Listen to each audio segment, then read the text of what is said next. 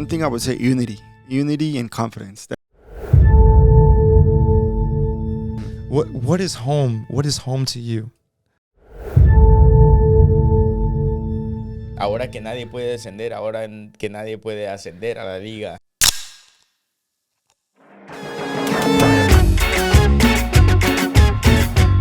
Esto es Otra, por favor. This is One More, please.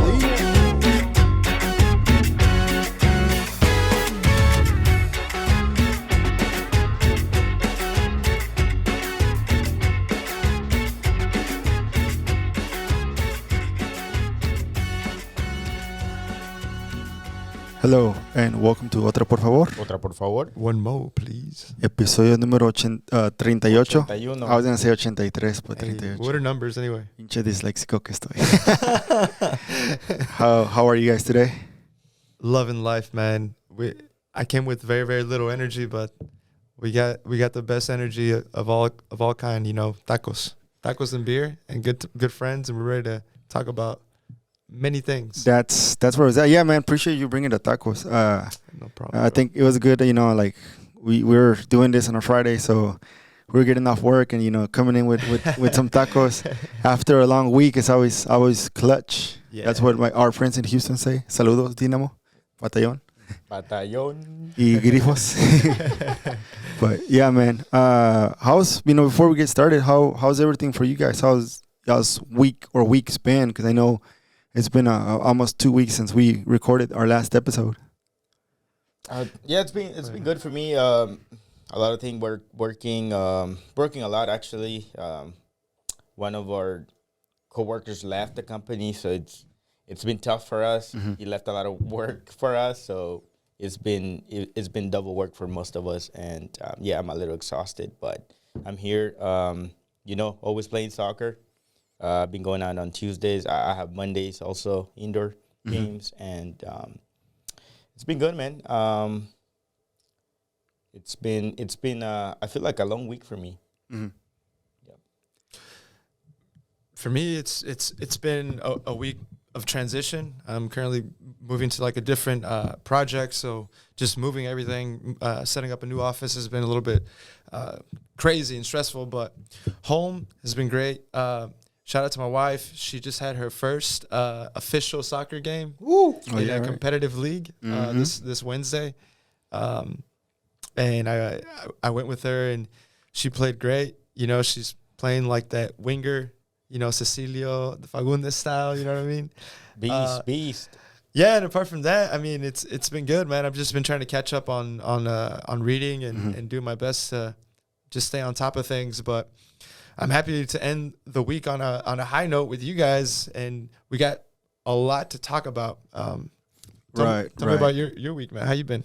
I've been good. I went on a interview with Javi, Jorge Iturralde. I think that's his last name. Tocayo. He's the one that he hit me up on Saturday before the game, and like, hey, you want to come over and talk about the little that I did on the documentary? He's like, yeah. And we actually, as everybody knows by now, Javi's documentary was released, Pasión Verde, and it was badass. It was fire. Like, it was man, fire. Javi, you are the man, dude. Like, it was like the transitions, the background, the music, the color. It felt like, he put a lot of work into it, and it paid off. I hope he could put it in a contest where he can win on the festival. So it was good because a lot of people that are part of Los Verdes and La Murga were in it. So it was made by not just, I mean, of course Javi's the one that put it all together, and he had help, but also the people that were interviewed were also part of it. So I mean, everyone had something good to say and something different to say about the team, and very diverse voices as well. For sure. So it was good. Now the next one, he said it's gonna be once they win the championship. So hopefully soon. Yeah. We're crossing our fingers for sure. Yeah, man. And speaking of like championships, as we already know, Austin FC had their first game, and it was a 5-0. a lot of people were like, man, they doubt about the score, but I take it as, if you're winning, you're playing soccer to win, so For sure. you gotta take advantage of that situation. I think they definitely went above and beyond our expectations. If I recall, we made predictions on what the game was going to be like, and none of us said a 5-0. No. I think y'all said 2-1. I forget. I think I said 3-1. It was all wrong. Yeah. I mean, we had the feeling, that it was going to be a win. Yeah. But we would never have expected 5 goals and how the team worked to get them too. So it was like a whole.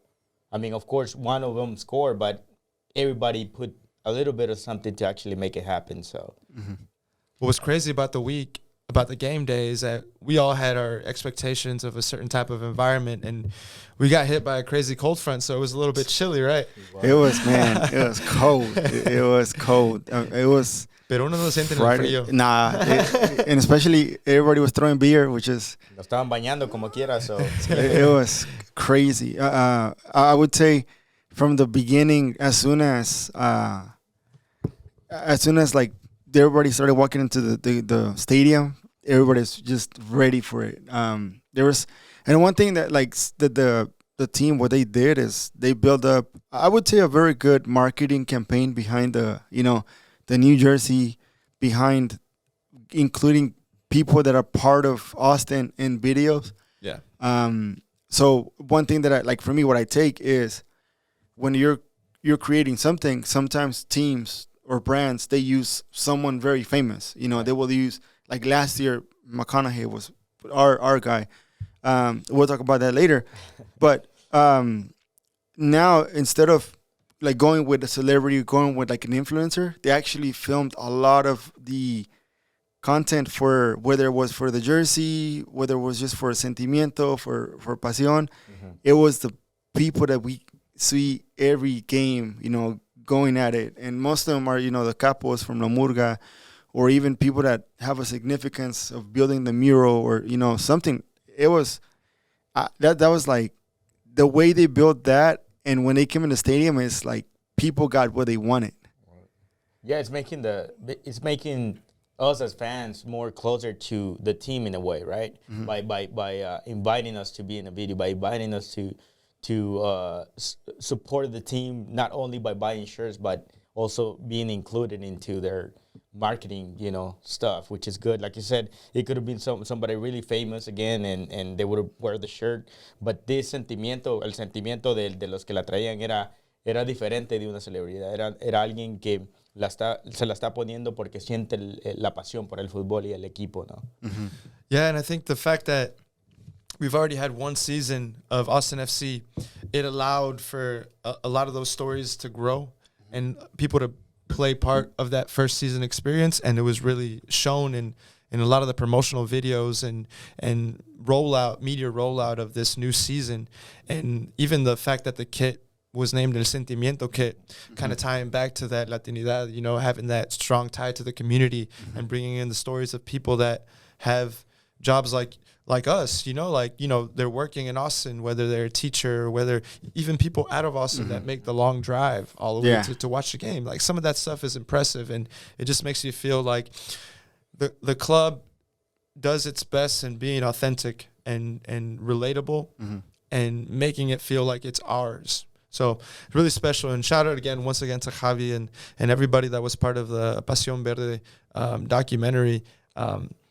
Like, we're only here for a short time, and these things that we're doing, like us here in this podcast, people making documentaries, making short films or videos, it's just a little snapshot in time that is going to be a forever memory that can get passed down and remembered in a way. Right, and I feel like everything that has been going on, it's aging well. Yeah, like nothing. It's a trend and that's it. Like, everything has, like, say, Little Sebas.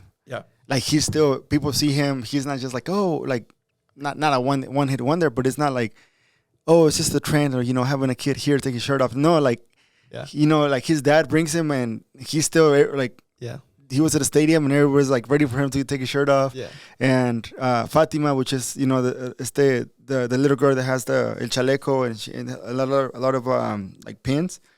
Like she's also part of it, and she's the one that actually they had like Murga City Limits, and she was at the mosh pit, and she wanted to be in that mosh pit, and everybody knows who she is. So it was like it's pretty cool how, I mean, they're a lot of the stuff that's going on. Is aging well, and it's motivating for other people to do something, you know.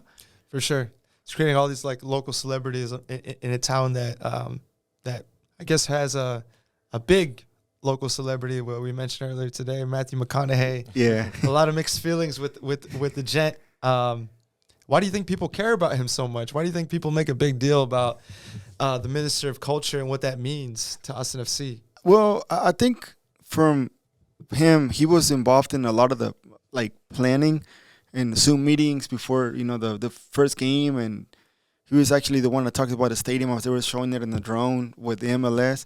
So he come in last season, first game, and you know he comes in con el bombo, or I think it's el zurdo el bombo, one of those two, and he hyped up everyone that was needed at that moment, but then he didn't show up for the rest of the season. Desapareció el man. Yeah, and I don't know, like I don't know the exact reason why, but I feel like he came in on Saturday, and I'm surprised he came in by the tunnel, you know, close to the supporter section, instead of coming in from the locker room where someone will come. You know, usually when they have the national anthem, the person that's gonna sing the national anthem comes in from the tunnel where the players come through, and he came in like low key from I would say the southeast of the stadium, and at first, like, I mean, you come in right where a lot of the supporter section is, and he would not really turn around. And Josh Wolf came, so they were talking, but he was a little hesitant. Like, he was, maybe it's just me, but his mind, he was thinking like, oh man, hopefully I don't get booed. But everybody, as soon as he came in, everybody's doing that. Sí, lo recibieron como grandes, ¿no? And o sea, yeah, and one thing that I would say, he kind of hashed out like some stuff, so he felt like, okay, I'm welcomed. I'm still, you know, I'm part of this. He wanted to let people know, you know, by turning it around and started doing the, you know, like thumping the chest. Yeah. So I would say after that, I hope he continues to come. Like, that's my thing. And the national anthem was, what was her name? Jackie Venson. She was phenomenal, dude. She blew it out the park. I was at the game with my wife, and that was like one of her favorite things, the national anthem, and she was blown away. But now I'm glad Matthew's trying to make that connection back to the fans. I know he's done a lot of work in the media. Anywhere he goes, any talk show, he promotes the brand, and he kind of puts us on that national and worldwide platform that maybe we don't see as necessary, but for the club to be successful, you got to have the name out there. You got to have that recognition so that players abroad can be like, oh, Austin FC, yeah, that Matt McConaughey. Oh, I know. Right. At least they make some type of connection. It's more relatable. Yeah. Right. But I think, I mean, just as he does stuff with UT, like I hope he does stuff with Austin FC as well. Yeah. Not that you know Austin FC needs him, you know, but I think but it will be good for the club and for the team too. Right, it'll be good for everyone. For the I morale. mean, for the right. morale. Yeah. I mean, just maybe him coming in, you know, like before the game and going in with a capo stand and behind the goal and do that listos verdes initial part. That'd be something pretty cool. It doesn't have to be every game. I mean, it can be like, you know, he can pick whatever game he wants to, but he just needs to show a little bit more that he's there. Yeah. We obviously know that he's promoting, that he's there. For some reason, he's something in the club, right? He's there for a reason. So obviously, we just want more engagement, right, from him. And now, because he's a fan of not having a shirt on or almost naked, how many guys would be taking their shirt off, like in the summer when Matthew McConaughey, like before he does the listos verdes, he's like, you know what, take it off. How many people are gonna take their shirt off at the same time? I know one guy who will take his shirt off no matter what. Yeah, that's me. You already know. I think they got a picture of Quesadilla. Yeah. Oh, dude, Quesadilla, Derek was there. Shout out to Quesadilla. I saw him take his shirt off. I saw pictures of him trending. I was like, holy shit, man, this guy's nipples can cut diamonds, dude. I think someone did like a zoom. I was like, okay, that's a little too much. It's an invasion of privacy right there. And he was cold, dude. Dude, there was a news interview on before the game, and they interviewed him, and I forgot what he said, but he was pretty much like he started cussing like there in the in the interviews. He's a wild card. Dude, nah, he's a cool dude, man. And I asked him like, hey, so when do you drink? He's like, well, I only drink on 2 occasions: when it's my birthday and when it's not my birthday. So we should have him here one day, man. Like, he's actually a very good soccer player, dude. Like I played with him once, and it'd be fun, man. I'm always down to play soccer and meet whoever, especially someone that's involved into the culture like Quesadilla. But what did you guys think about the game, man? Now that we're getting into it, Austin FC, like what were some of your biggest takeaways? Man, I would say for me, like one thing I would say unity and confidence. That's for me. That's what I would just say. Seeing the players before, in the warm up. The chemistry between them, I'm pretty sure from what happened last season to this season, they were all like, man, like we already know each other, we have each other's back, and we already know these people have our back. So they felt like it was their turn to deliver. It was good. Yeah, I agree. A mí me gustó mucho la forma en que trataron de jugar. Simplemente los vi muy relajados, no estaban muy presionados los jugadores. O sea, yo creo que en la mente, así como nosotros estábamos ya haciendo el partido ganado, no sabíamos cuánto iba a quedar, pero yo creo que en la mente de ellos a lo mejor ya sabían también que el partido iba a ser un gane. Y yo creo que salieron bien relajados. Se miraban en el campo, se miraban los jugadores en la cara, en el movimiento de pelota, en el pase. O sea, no hubieron muchos errores. Sí tuvieron disparos el equipo de Cincinnati, pero no como otros equipos han tenido, especialmente en la temporada pasada, ¿no? Que les caía uno tras otro. No, ahora le caía uno, cubrían bien los espacios, movían la pelota. Lo que me gustó era como, ya pasó una temporada que jugaron juntos, ¿no? Como que ya jugaron como unas 5 temporadas juntos, se miraban. Ya sabían dónde estaba cada persona, la pelota sin ver, un movimiento, un pase, una bola. O sea, me gustó la chemistry que tenían entre todos. Mm-hmm. Y como te digo, se miró un equipo relajado, lo cual quieres, que esté un equipo concentrado, relajado, para que haga bien las cosas. Yeah, kind of echoing what David's saying, I agree, there was a more relaxed team, a team with much more chemistry, but also a team with much more depth. When we made substitutions, when you would get players like Felipe Martin coming in, Musa Jite coming in at the end, these are players that didn't come and brought the team down. They actually continued the level and even made a difference in their own way, whether a good pass, a good tackle, or even in Jita's case at the end of the game, getting that goal number 5. One thing I question though is whether the relaxed and the ease that we saw in Austin FC, it probably had a lot to do with the quality of our opponent. Cincinnati wasn't really good. They gave away a really, really quick goal in minute number 3. Yeah. A goal that the defender had all the time and capacity. Well, obviously not the capacity, but he completely missed the clearance. And it went through like 2 or 3 players, another Cincinnati players, and got to Cecilio for the first goal on that set piece. But whenever you get a goal like quickly, that gives you that confidence to chill out and trust yourself a little bit more. So I think that was helpful. The other thing is the difference I noticed is how much better we've gotten at set pieces, defending them and executing them. And from what I've read, it has a lot to do with the I forget his name, but he's the coach for the porteros, for the goalkeeper. For Austin FC? Austin FC.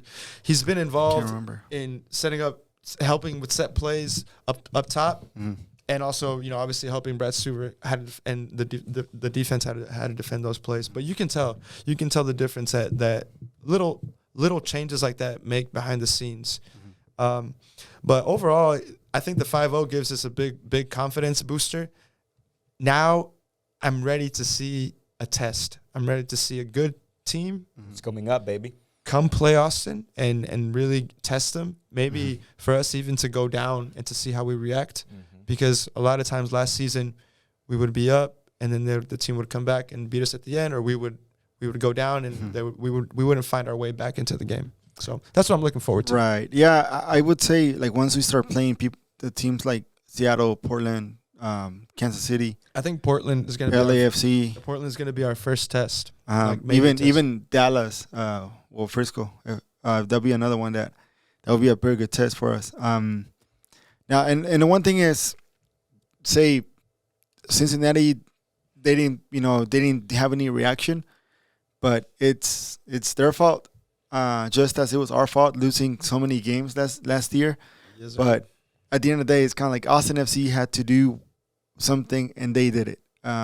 Score and capitalize in the moment. And I think in sport, if you capitalize on that moment, if you capitalize on your strength, you capitalize on your skill, and you know that at the end of the day, it's not going to be up to you. It's going to be, it's not going to be up to anyone but you. So they did it for themselves, and they did it for the fans as well. You can tell. Yeah, I think we cannot take anything from them. Like I feel like, yes, Cincinnati wasn't that team that it was gonna probably put them in a dangerous moment, but literally Austin FC did their thing. They scored, they controlled the game, and I think that's what we had to take from the game. Nothing else, Yes, Cincinnati was not the team that it was gonna be a hard team, but I feel like Austin FC did a really, really good job of controlling the game, scoring the goals that or the options that they had, and I think that's all I'm taking from it. Nothing more. Right, and then Josh Wolf is confident too, and I think that for him to be, I don't think his job is still secured quite, but I think he has more confidence of, he has more trust in his system, and I feel like he probably thought that was a big step, beating a team. I would say the way, for that's him, that way too. it was the biggest win in Austin FC history, home win. Yeah, home win. Amazing way to start the season. Right. Everyone, the environment was electric. I honestly didn't expect the game to feel the way it did because of how the conditions were bad. It was rainy. It was cold. I didn't expect the stadium to get as filled as it did and feel the way it did, but I think everyone kind of forgot and got lost themselves in the game and in the sound of hearing even the new announcer, man. The new announcer's badass, dude. So I still gotta the Q2. The Q2. I gotta ask him because I was talking to someone, and if I'm not mistaken, he used to be the announcer for Booker T's wrestling company in Houston or South really? Houston. Yeah. I gotta ask him because I saw his post and I was like, dude, this guy looks so familiar. And I saw him in a wrestling ring and I was like, this has to be that guy. That's him. I think he does have some connections. I've seen his Instagram. He does have some pictures. Because I've seen, rings and stuff. So I think it's him. I got one day we meet him. I'm gonna be like, hey, dude, because my friend used to wrestle for that company. Oh yeah, for Booker T's company. Right now he's Australian, so he's in Australia. Shout out Robert Spiteri. Now he wrestles alligators. Crocodiles, Dundee. Crocodiles, yeah. He stays away from stingrays. Okay, yes. Hey, Please. Rest in peace, bro. Steve Irwin, man. Rest in peace, babe. But but he was very good, man. I thought Hernan from Top Flight was gonna get that job, but the announcer job. But he was just, I think he was just like training about it. He was like, the future voice of the Q2. Like, hey man, you got it. Go apply. Hey, Hernan, if you didn't get that Q2 voice, shoot higher, bro. Go to the Bernabeu. I know you love it there. There you go. That'll be badass. But no, speaking of voices, one thing that we already saw at the Atlas game and we noticed, it was the round table before the game with Sonny Guadarrama, Roger Travieso, Mike LaHood, and Adrian Haley. Mm-hmm. I have not listened to or watched any of the roundtables, and that's a job for me to do. And my homework is to record it and get what they say, or hopefully get those clips. But just having that, it also makes it more of a our level of communication part. It already went from we're just fans, okay, we're actually analyzing the game. and then you have someone like Sonny right there. You know, it's already like a very knowledgeable guy that knows the sport, played the sport, and I'm pretty sure he has very good inputs about it. Is it in Spanish or in English? I think it's in English. In English. Right. But hopefully, you know what? You know who I wish could be, and I was talking to Roma about it on Thursday. I wish Michelle could be part of that roundtable in the future. Like, I think in the future, I would say they need to have a woman in that, in that mix, and she would kill it. The way she talks about the sport and how she's not afraid to voice her opinion about the game, like she would do a very good job. And she's already confirmed for next episode, so just give you a little preview, man. She's very knowledgeable about the topics and about interviewing and about just having a discussion with another person. So she would do really good.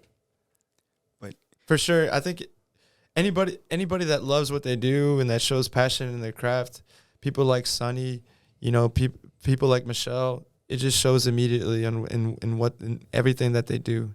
So. Best of luck to them. I know they're an active part of the Austin FC community and the soccer community at large. So it's always great to see them do new things and bigger things. Yeah, man. Speaking of bigger things, a lot of the stuff that it's big, it's like it within us, like me. In ours. You. Let me take a sip of this beer really Chaparro's quick. actually, it's really ironic. He's actually 6'2". I mean, don't believe the don't pictures. Don't believe the camera. They believe the camera subtracts a foot or two. He's on his knees. I don't want to make these guys short. Metaphorically and literally. One part that we want to talk more is we talk about soccer, but also not just the game itself, but part of the culture and life. You had a question you wanted to ask us, Koke. Yeah, for sure. So the reason this topic kind of came to mind is I haven't been home. For me, that's Houston, where I was born and raised, for maybe 3 months now. And I'm really excited that I'm going to be able to go home this weekend. I'm going to be able to see my parents and my grandma and spend some quality time. And the question I wanted to ask you guys, and I'll answer it first, but what is home? What is home to you? Home is a word that we use and that can have very different meanings to people. So for me, home is going to Houston, being in that. First, it's just arriving in the freeways and bumping that Houston hip hop and just letting it feel like in my car, the Swisher House bumps, bang and screw, you know what I'm saying?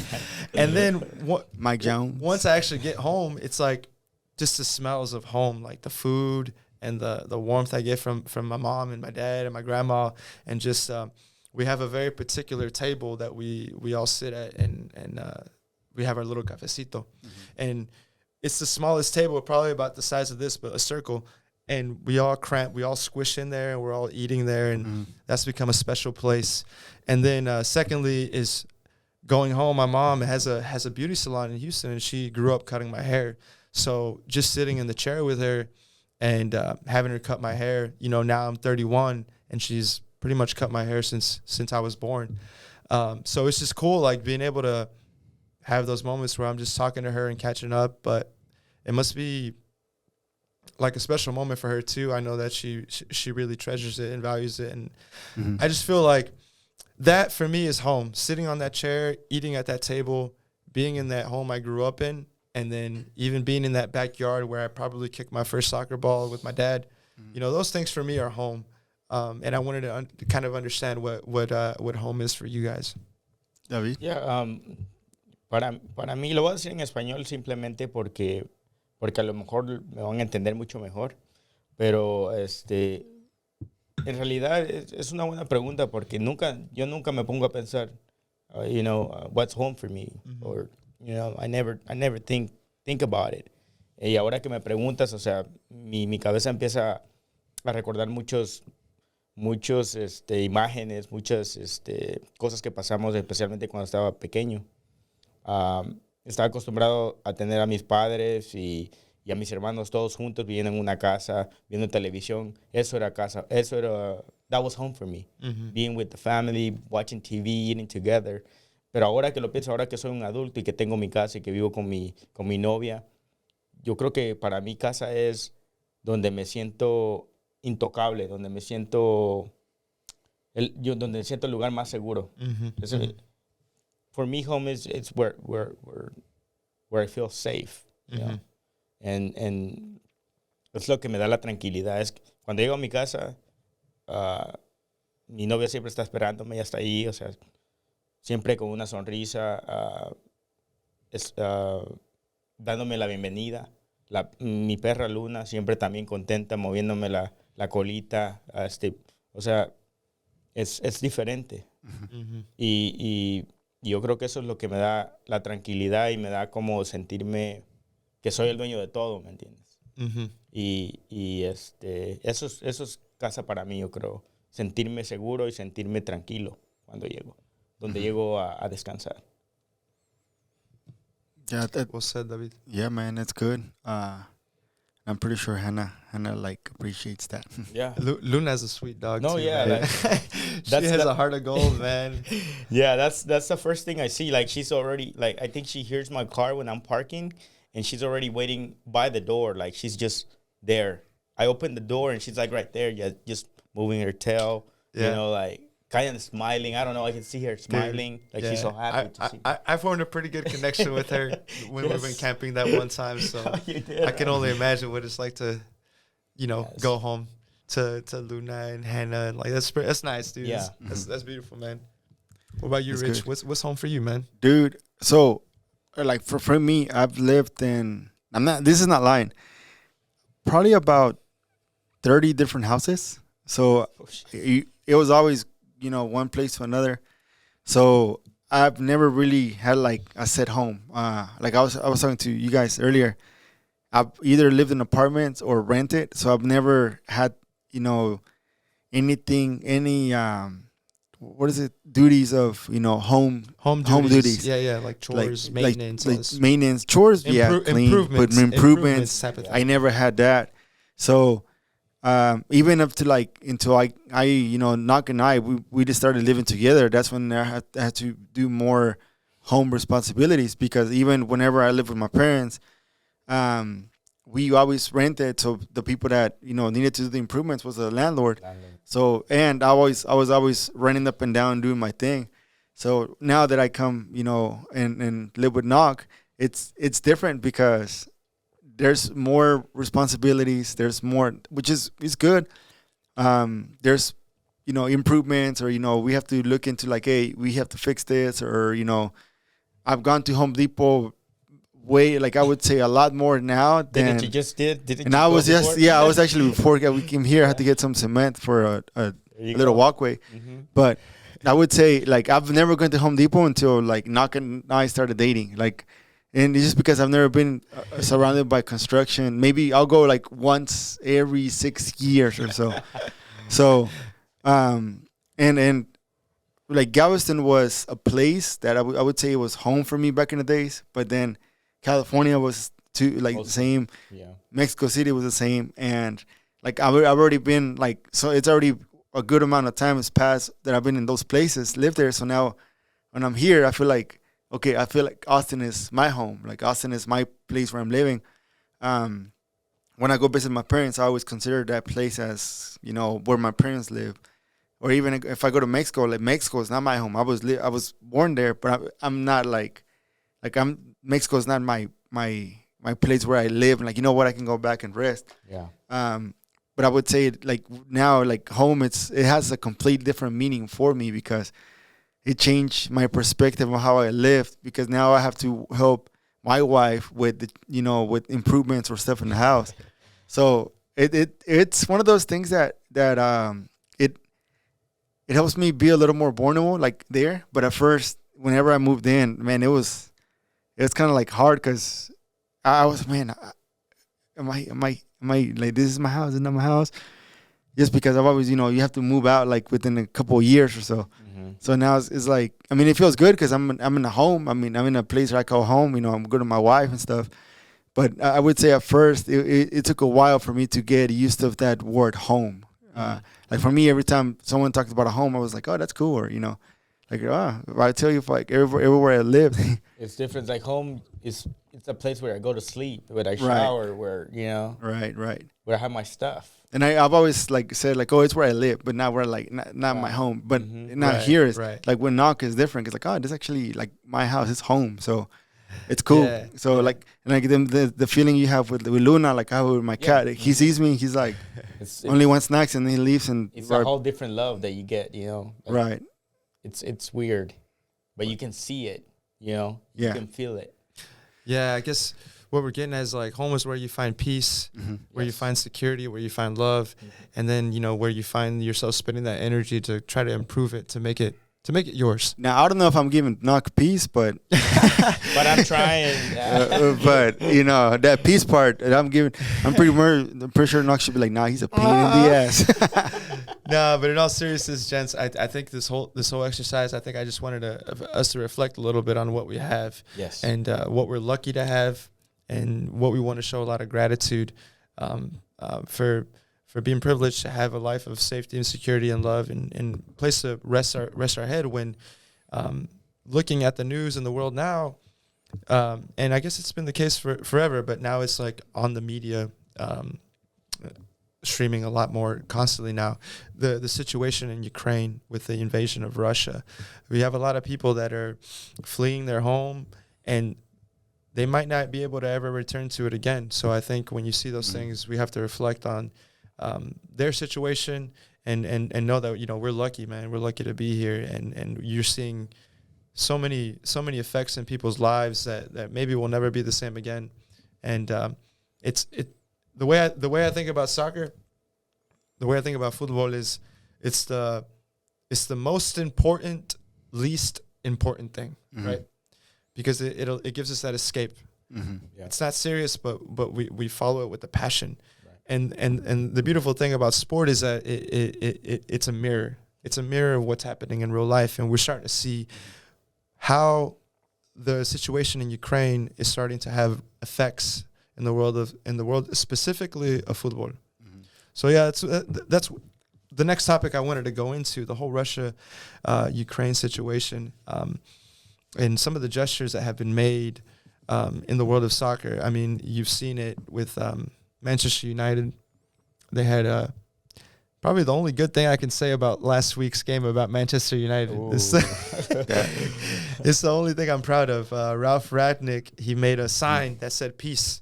And it was, I don't know if you saw a picture of the sign, but it looked like a second grader made it.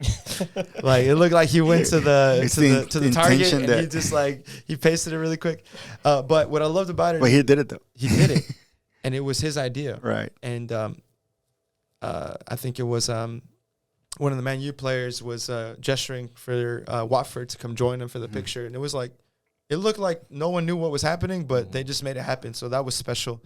And then you have situations about where Manchester City and Everton, the two Ukrainian players, before the game, they went to each other and they hugged each other. What could they be saying or thinking or going through at that moment, knowing that they're helpless, to help their family and friends back home, It's like for me, my niece, she's half Mexican, half Ukrainian.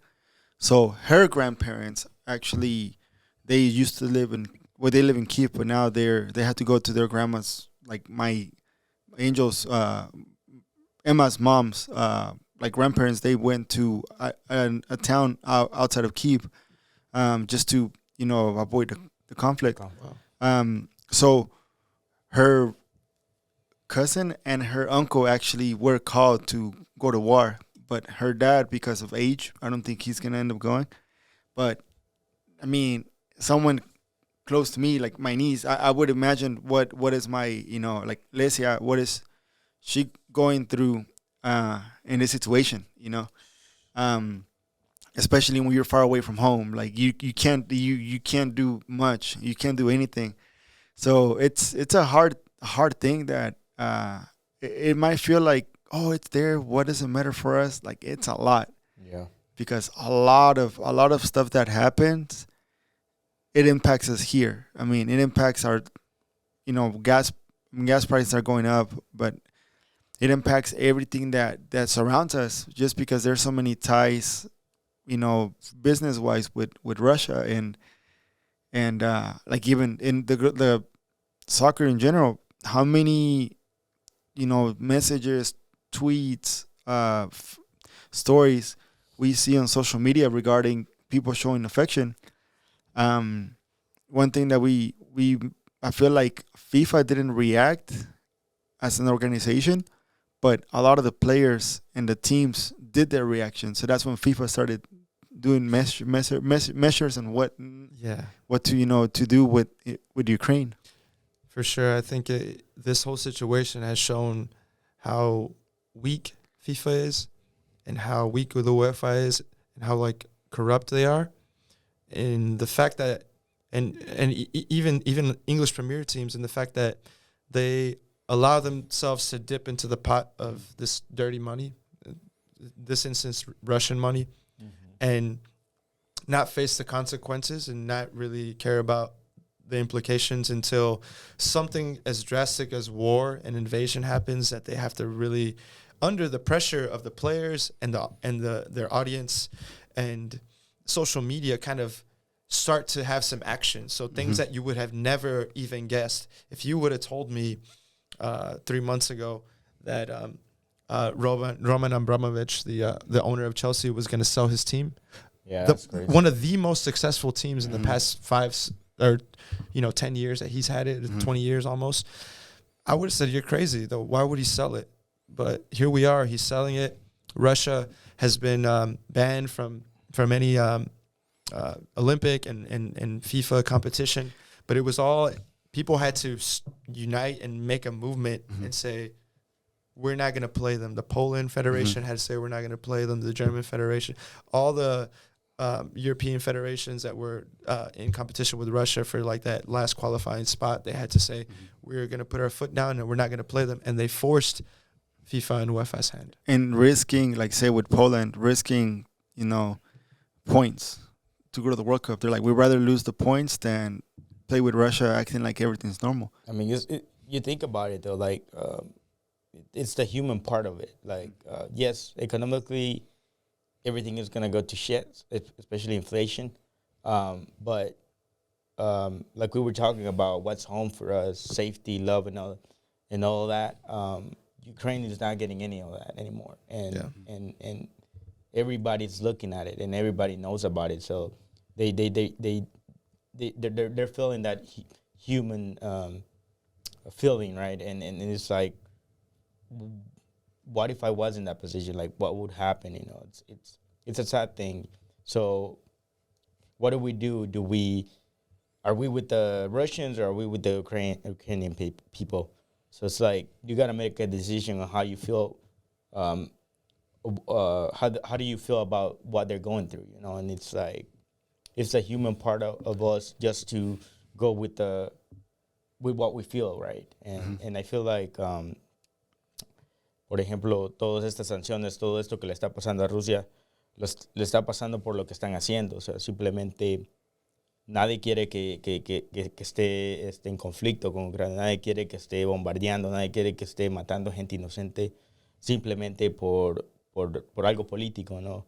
Y yo creo que yo creo que lo bueno siempre le gana al malo, de alguna forma. Y yo creo que en el camino largo, algo bien debe de salir de todo esto, ¿me entiendes? Y yo creo que así como FIFA se tardó en hacer sus comunicados de que iba a sancionar a esto, que no iba a dejar a estos equipos de Rusia no participar en torneos, no participar en cosas deportivas, yo creo que es un paso. Sí se tardó mucho y se nota la mano negra, por decirlo así, que va debajo de la mesa, y que muchas veces no nos damos cuenta, como por ejemplo, como tú dijiste del Chelsea, nunca esperamos ver a un equipo que ha venido haciendo las cosas muy bien de un año para acá, y de algún momento no, lo vamos a vender por cosas, ¿verdad?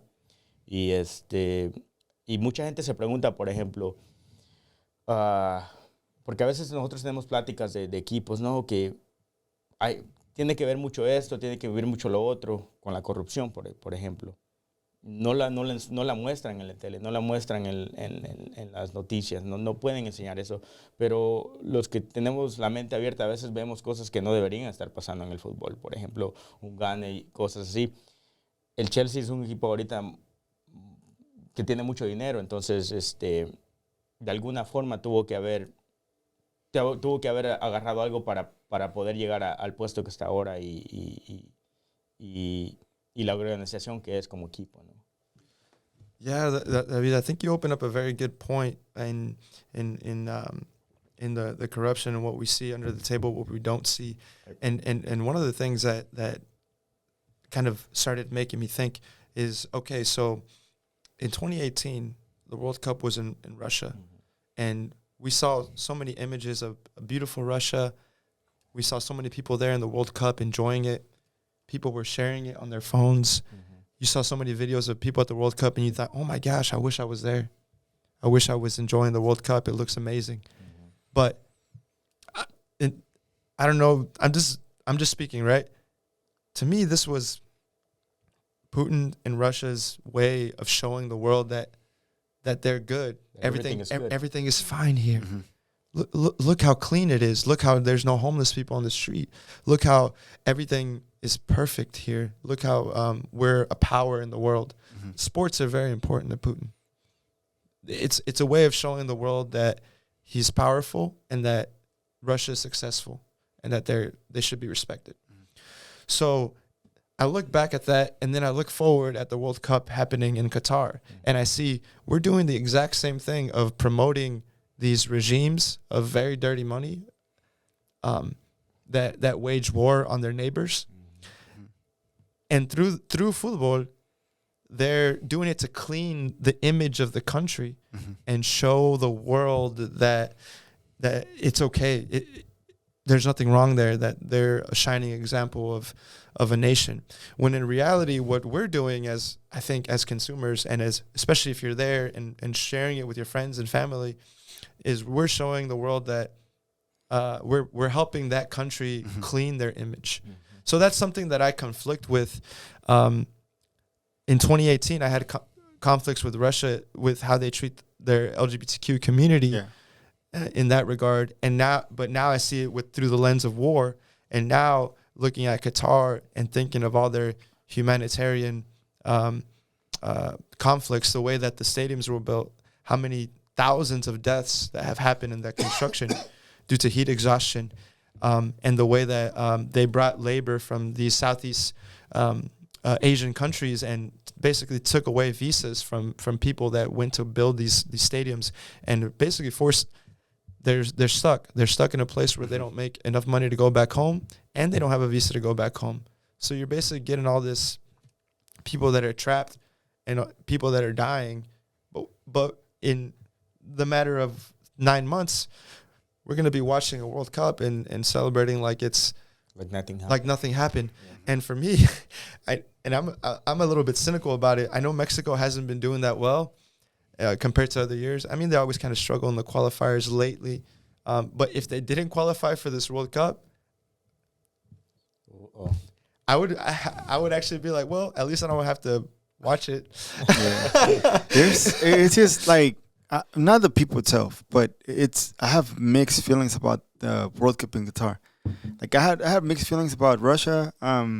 They cleaned it up and they showed an image that that everything's fine. But like you said, like I don't know how to feel about this World Cup yet. Like part of me doesn't want to watch it. Part of me wants to watch it just because I like watching soccer.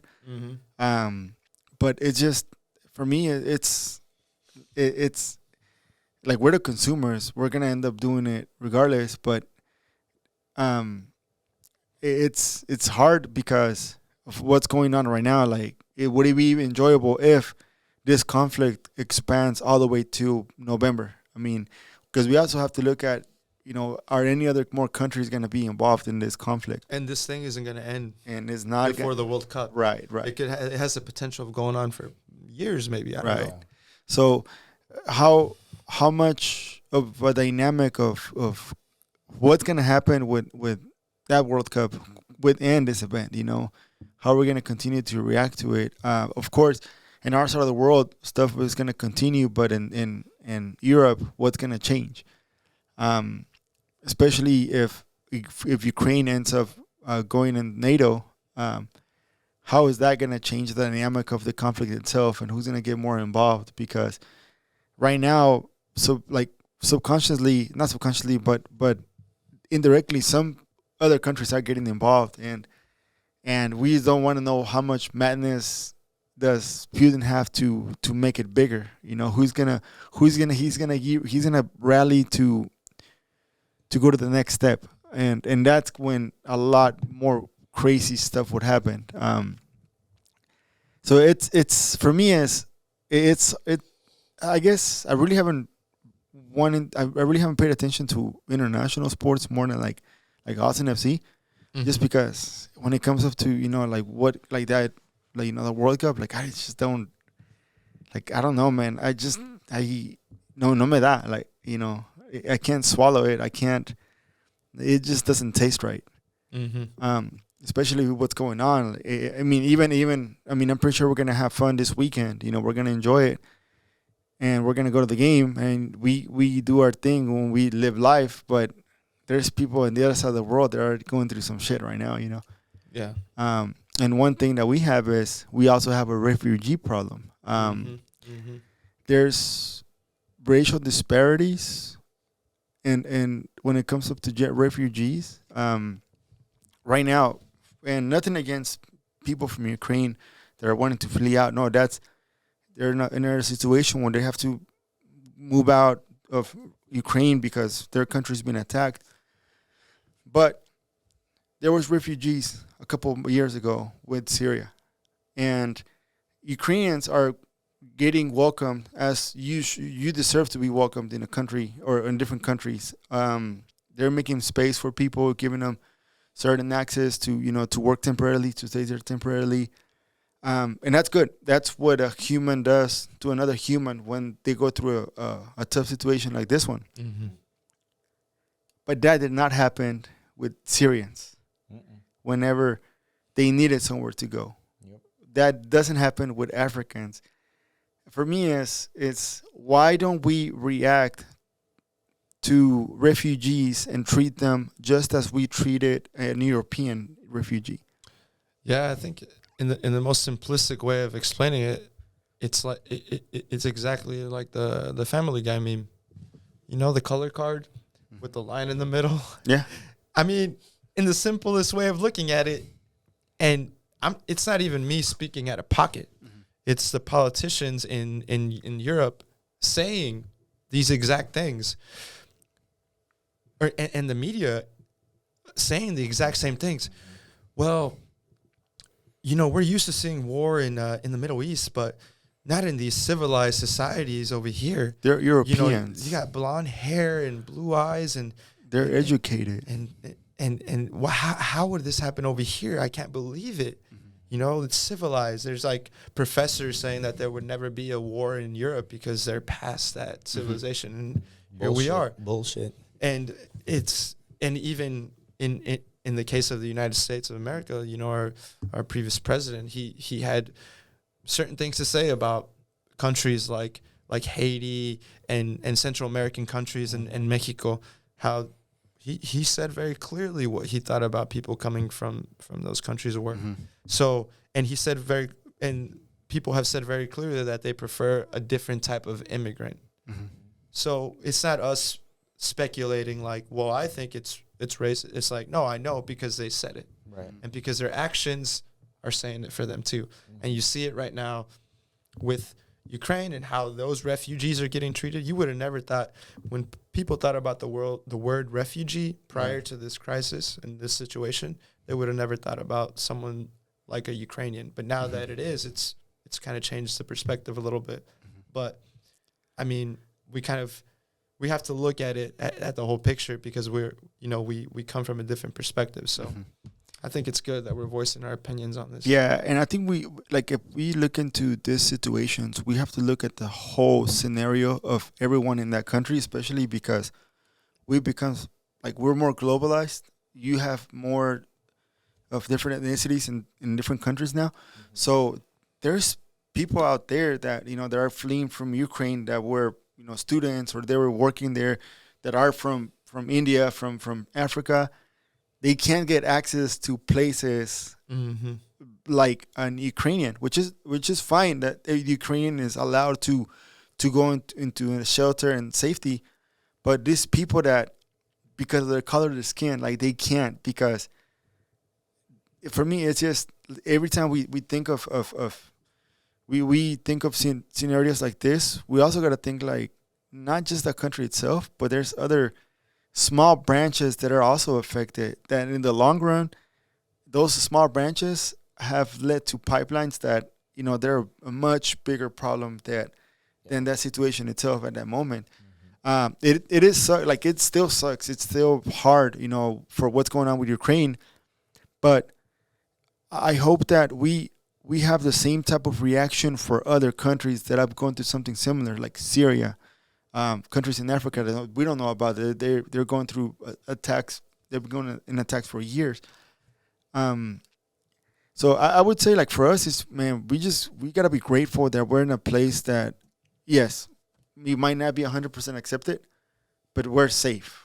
Right. I mean, and I hope things don't escalate and don't go crazy, and they can resolve something diplomatically. It will be a hard thing to do, but then also one thing is, from our side of the world, depending on who's the leader that we choose in 2 years from now, if this conflict escalates, it's gonna reflect on what do we want. Like, are we gonna worry more about the color of the party rather than the person that we think that's gonna be leading us well in this tough situation? There's a lot of things we just have to consider, and we like, if you're listening to this podcast, like, if you're listening to us, just take a moment for a second and know that there's so much shit over there that that we take for granted, liberties. And I hope we understand that we're blessed to be in a place where yes, we all have differences in America, but we're in a place where we're safe. We're in a place where you and I can be here talking, not worried about a bomb going over us. So if you're out there, just appreciate everything you have. Appreciate everyone around you, because we never know what's gonna happen later with when a crazy person is in charge. Well said, man. Well said. Kind of going back to the most important thing. You know who I'm grateful for? For who? Xavi. Man. Xavi Hernández. Ese es mi primo. Xavi time. Xavi time. Man, Dude. Barcelona Football Club is back. And I would say it's back with a good foundation. Like, it's not just back, with a couple of games, but it's back, like, for real. For real. Dale, David. Estamos acostumbrados a ver a un equipo perder cada partido, los últimos 3 meses pasados, ¿no? Ahora hemos visto que 4 o 5 partidos al hilo donde el Barcelona está sacando la casta, los de los jugadores jóvenes que están haciendo su trabajo, están moviendo la pelota bonito, están jugando relajados, están controlando el partido, están metiendo goles, lo cual es muy importante, lo cual, como dije, 4 o 5 juegos atrás no pasaba, no había goles. El Barcelona venía jugando bien, pero faltaban los goles. Y viene ¿quién? El Aubameyang. Y cambió la perspectiva. Viene Adama Traoré. Cambia la perspectiva del equipo, cambia la eficacia, cambia la personalidad del equipo. Y le cayó como un anillo al dedo. Yeah. Aubameyang came at the perfect time in his career and for Barcelona. Few times has that happened where a player comes to a club and they both mutually benefit at the same time. So really grateful for that, and grateful for his bad performance at Arsenal Football Club.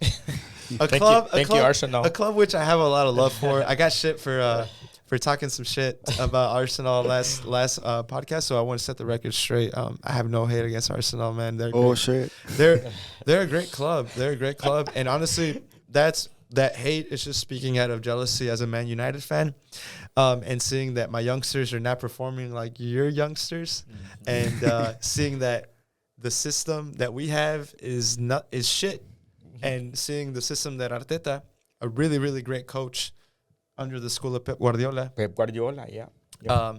has completely changed the face of that club. And it wasn't easy for him, and it was through time and patience that he's getting those results, and now he's sitting in a position to potentially get that fourth place spot, get into the European competitions. There you go. But I just want to set the record straight. I digress. We're talking about Barcelona, a proper football club.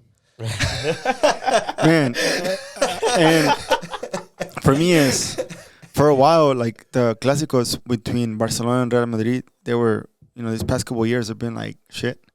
I mean, regardless of the score, like there's no, it's just because of the whole Messi, Ronaldo, situation. But now I'm looking forward to the next one. Both teams have pretty good players, and for what Barcelona is doing, I hope that the W is for Blaugranas, and it's good to see Barca back. Yeah, yep. When is the Clásico? I would say April, mid-April, no? March 20th. March. Oh, dang. It's 3 weeks. It's coming up, baby. Quiero decir algo, bueno, ahorita el Madrid no anda muy bien de lo que digamos, especialmente porque Benzema no, después de su lesión, no ha regresado como había estado jugando antes, lo cual está mal por ellos, pero no les quiero meter miedo, madridistas, pero ahí viene el Barça, ahorita sí. Ahí viene el Barça. I love it, man. I love it. I would love to see a good Clásico, one that's very competitive.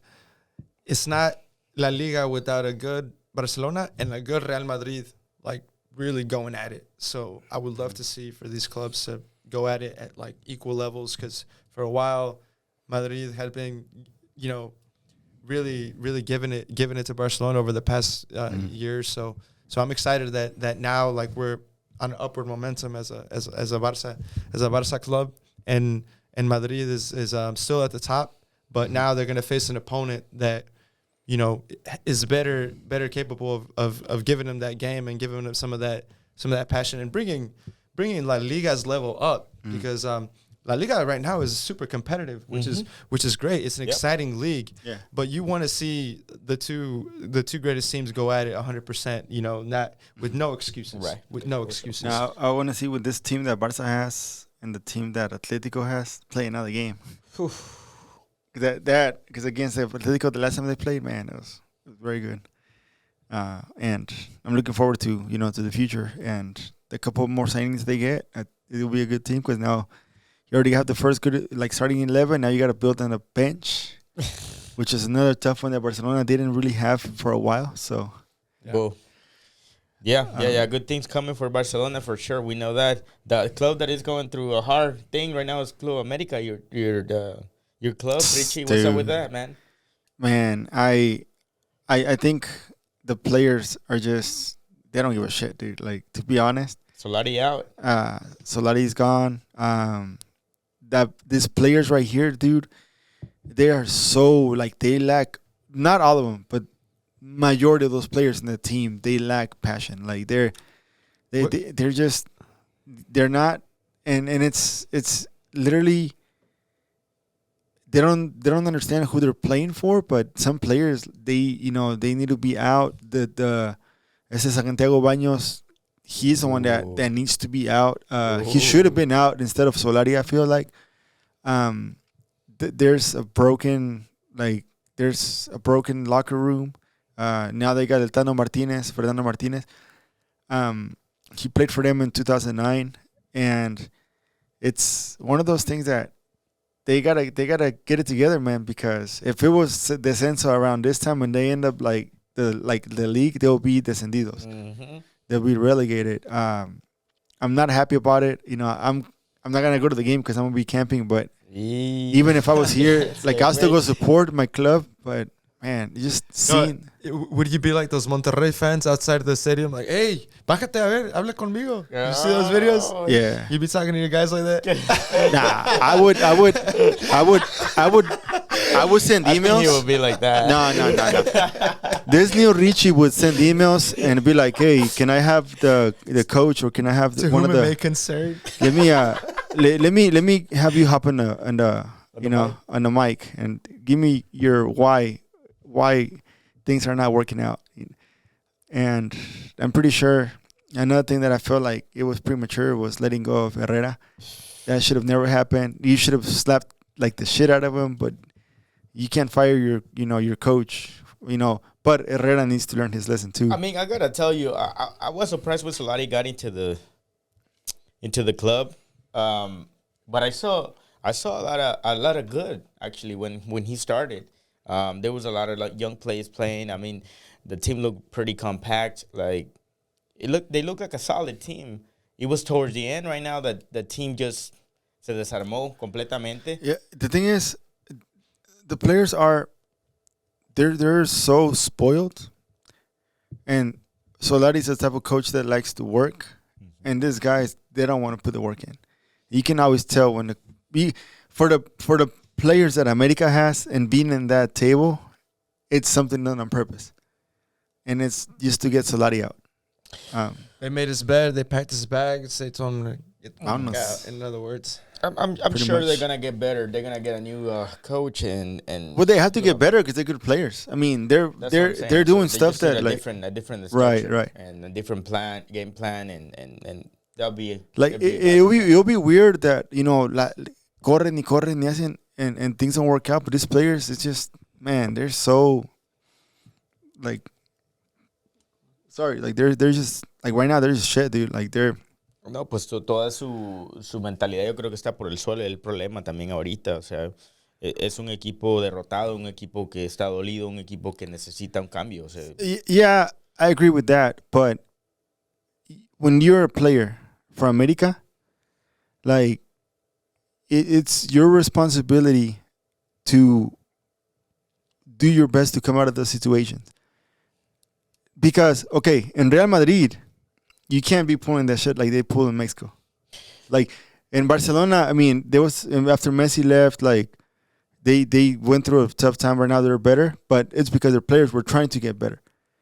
I think for me, it's not about like, and it can't just be like, no, they're broken, and like you can't treat players that play in America like with a soft, like con pincitas. Ay, vamos a no, es que están dolidos. No, like no, you're in America, dude. Like you gotta wake up. Like you can't. Because Tigres is awake. Chivas is doing their thing. Cruz Azul is doing their thing. So you can't. For me, I don't take anything that anyone says like, no, it's broken and it's hard. Like, no, well, fix it. You have the money, you have the players, you have the infrastructure to fix it. and I feel like they are gonna fix it because the first step was to take out Solari. So he's out. A new coach is gonna come in and it's gonna fix things. So it's gonna be a process, Richie. So you're gonna like kind of work with it. No, I have to work with it, but why?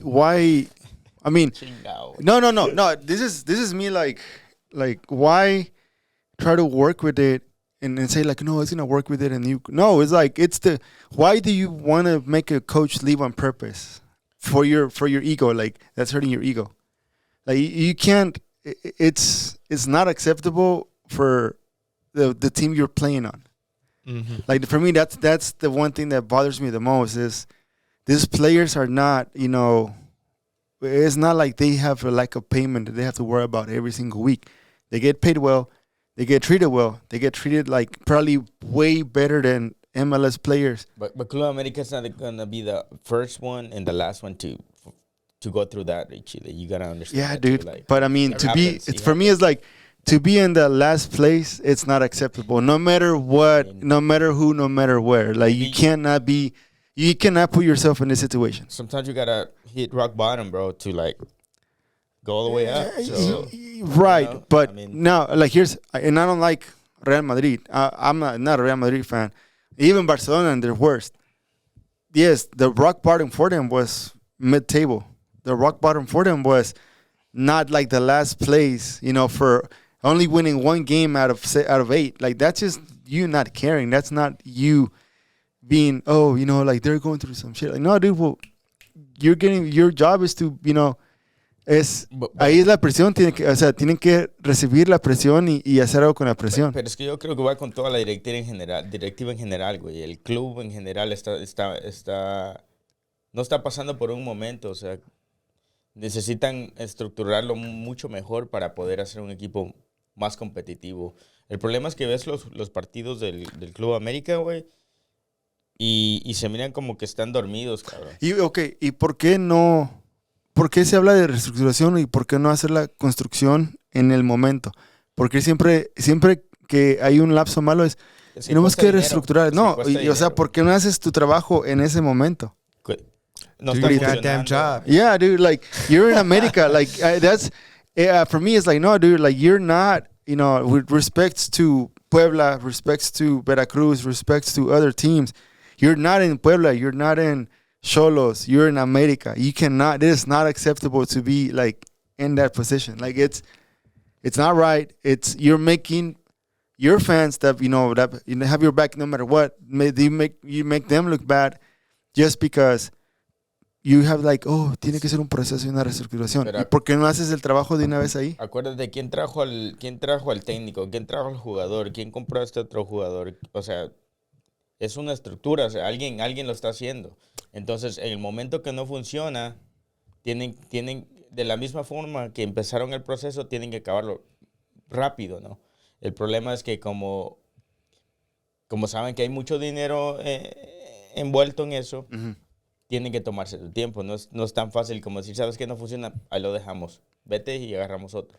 Pero, ¿por qué no tiene cada quien su responsabilidad de mejorar las cosas? Porque sí, el coach, para los jugadores, el principal, la causa siempre va a ser el director técnico. Es el que siempre tiene la culpa. El jefe takes responsibility in the good times and the bad times, especially the bad times. Yeah. That's how it is. And with a club like America, the biggest, if not the top 2 biggest in Mexico, you're going to have a fan club with very little patience and with very high demands. Right. So that pressure, that type of the media scrutiny, how everyone's kind of jumping on them, probably right now is the time that America News most sells. The pressure. It's probably the most getting clicked on and right. memed and which is shit fine. on. Because the what's the slogan?